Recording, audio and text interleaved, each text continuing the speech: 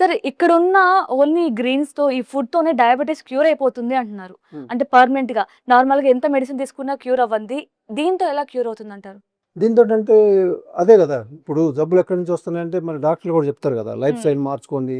మళ్ళీ స్ప్రౌట్స్ తినండి, పచ్చి తినండి, కూరగాయలు తినండి, జ్యూసులు తాగండి. ఇదే గదా హ్మ్. చెప్తారు. హ్మ్. మరి ఇది అదే గదా! అది మిస్ అయిపోయి మనం దానికెళ్ళాం కాబట్టి ఆ జబ్బులన్నీ వచ్చినియి. హ్మ్. మళ్ళీ ఇక్కడికి తీసుకొస్తే జబ్బులన్నీ ఇక్కడ రివర్స్ అయిపోతాయి గదా! ఓకే. అంతే గదా! ఆ! కాపోతే కొన్ని సిస్టమ్‌లో రివర్స్ కావు.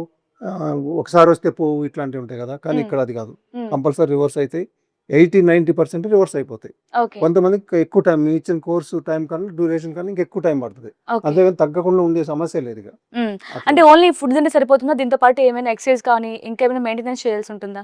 అంటే ఫుడ్‌తో పాటు కొన్ని మనకి నేచర్ నుంచి వచ్చే పౌడర్‌లు ఇస్తాం మనకి. ఓకే. పొలాల్లో పండినయి ఆకులు అంతా తీసుకొచ్చి పౌడర్‌లు చేసి అవి కొన్ని ఇస్తాం.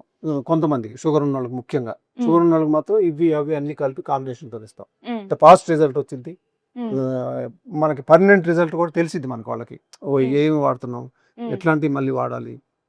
చేంజెస్ అవి కూడా మళ్ళీ మేము చెప్తాం. తర్వాత కూడా ఎట్లా ఎప్పుడు రాదింకా. హ్మ్. ఒకసారి తగ్గిందంటే ఇక వాళ్ళకి తెలియకుండా రాదు. ఇక వాళ్ళకి తెలిసే వచ్చిద్ది.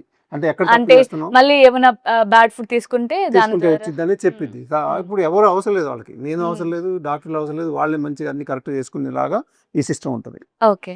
Sugar, BP, thyroid, obesity, hormone ప్రాబ్లమ్స్‌ని మందులు లేకుండా నేచర్ మంత్ర డైట్‌తో రివర్స్ చేసుకోండి. స్క్రీన్ మీద ఉన్న నంబర్‌లకు కాల్ చేసి జాయిన్ అవ్వండి.